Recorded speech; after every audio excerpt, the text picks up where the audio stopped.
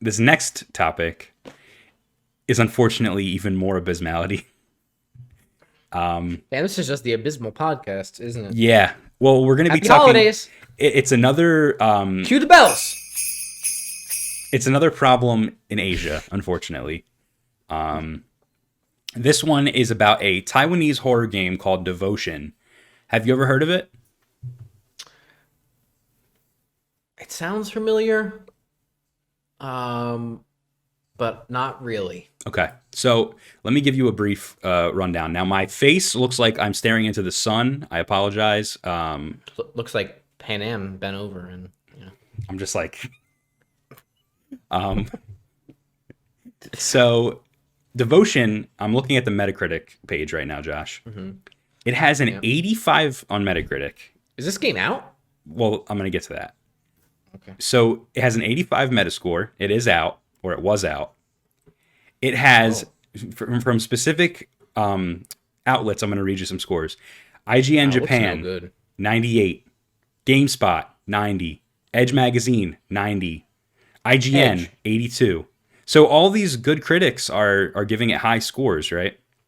Yeah. The summary of the game is, it's a first-person atmospheric horror game depicting the life of a family shadowed by religious belief.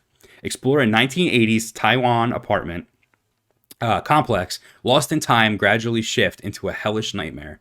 Delve into the vows each member of the family has made and witness their devotion. So it has a really... Sounds cool. It has a really cool story. Sounds cool. Looks cool, too, from the screenshots I'm looking at. Yeah, apparently it's really scary and really good. Now, the game was out on Steam, Josh, and it was pulled. Okay. So, when it released, it initially included a hidden reference comparing Chinese leader, I don't know how to say his name, Xi Jinping? Xu Jinping. Xu Jinping, to Winnie the Pooh. So, the classic Winnie the Pooh. Which I know in China is like a no-no. Yes. Because of this meme that went viral in China of Barack Obama and the Chinese leader looking like Winnie the Pooh and Tigger from the Winnie the Pooh series. Mm-hmm. He does not like that, and he's banned every image of Winnie the Pooh in China and whatnot. I love autocrats getting fucking panties in a bunch about bullshit. Yeah. So this game was removed from Steam because of this reference. It was literally like an Easter egg. And Steam all over the place. Yeah, it was removed. Wow. So it was actually set for a re-release by GOG. It's a digital storefront. Only for the platform to announce hours later that it would not be listed after all. GOG tweeted on Wednesday, and by the way, this is after the whole Cyberpunk catastrophe that happened. After receiving many messages from gamers, we have decided not to list the game in our store. They backed out, and they said because of gamers. They're not going to list the game. So Red Candle Games, the developer of the game, they said, "Hi, we are Red Candle Games. Though regretful, but we are willing to understand and respect GOG's decision." Broken English there. For the players looking forward to Devotion's re-release, please accept our most sincere apology. This is a difficult predicament to overcome, but we won't stop striving. Oh, so the decision to not release it on GOG was made by GOG? Yes. Okay. They said, because of messages from gamers, we've decided to not list the game. Okay, all right. And first of all, to me, this is just very obvious case of censorship. And catering to... Shouldn't have happened in the first place. No, right. And it's catering to one dictatorship, if you will. I don't want to get too political here. But I just think that's a bullshit excuse, GOG. I don't think that's true. I don't think that gamers were upset about this. I think First of all, go ahead.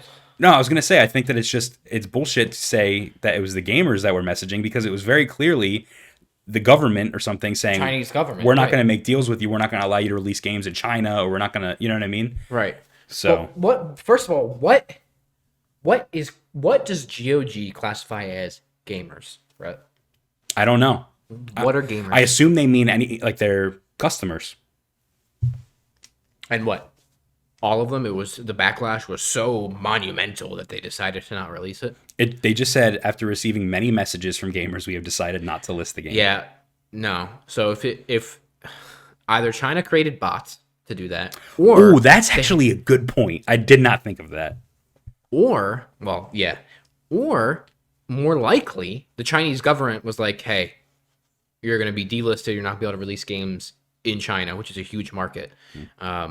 If you do this, if I was GOG, I would have said, "Hey, fuck you, China. I don't care," and done it anyway. This is another very anti-consumer decision. Yeah, well, China is anti-consumer, Brett. Their entire releasing games in China is abysmal. They have abysmal censorship issues. Their fucking leader, just like the United States leader, is a big baby crybaby bitch and is disgusting. And don't forget, there were riots in China until the coronavirus.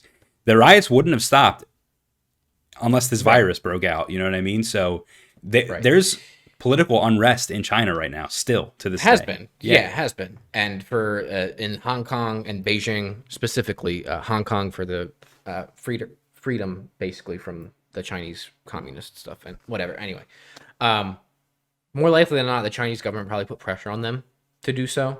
First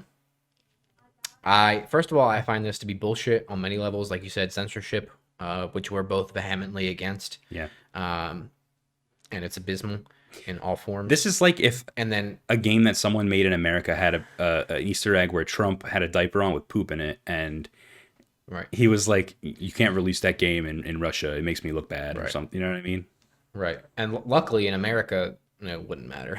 No, it would get released anyway. Yeah. But yeah, I have a large problem with this.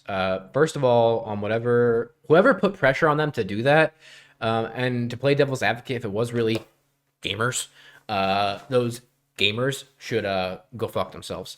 And also, I think that it sets a dangerous precedent too, and I don't like that GOG did this. And it makes me want to not use their platform anymore. Yeah, I honestly don't know what has happened since, except that the game is still not going to be listed. I don't know if they've made any further statements. I don't think they have. Now, can they re-release it on Steam now if they took out whatever, or did they not take it out and that's why? It's a great question. I guess they didn't take it out. They shouldn't take it out, first of all. First of all, they shouldn't have to take it out. But I do think they did, and it still wasn't allowed to be released. Oh, bother. That's a shame, because obviously it's made by a smaller studio who is probably hurting from it seems like to me like that description was like this is a great game for streamers or like gaming YouTubers, right? Things like that would bring traffic to that game and lead to sales and stuff like that. And it was until it was taken down. Right. So now you're hurting the smaller studio. So that's bullshit. And also it was also a game with like a really deep message, like a really unique take on religion and, almost anti-religion. Right. But, let's worry about the one Easter egg about fucking Sushi Poogie in a fucking diaper, dude. And I think what should happen is there should be some other platform, like some other company distributor that should pick it up and release it. And I think it should be somebody big, like PlayStation, Xbox, EA, Ubisoft. Somebody should pick it up, be like, "Hey, we got you. We'll pay for distribution again. Let's make a deal. Here you go." I feel like Sony would be too afraid to do it, but I think that like Phil Spencer would totally just be like, "Yeah, let's do it," Yeah.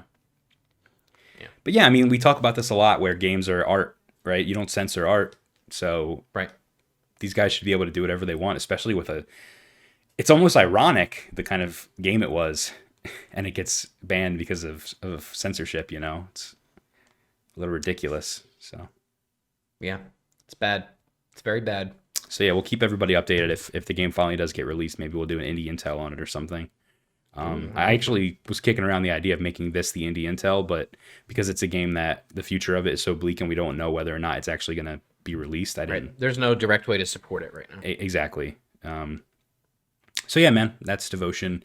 Check out some gameplay stuff on YouTube. You can actually, if you type in the Devotion Winnie the Pooh or whatever Easter egg, you can see images and videos of it. It's like not even really on the nose. It's actually kind of hard to see what, it's not like a picture of Winnie the Pooh. You know what I mean? It's a little more hard to understand than that. Thanks for checking out this video. Did you know it's actually part of a larger podcast called Hapticast? Check out our latest episode by clicking somewhere around my head, and make sure you like, comment, and subscribe.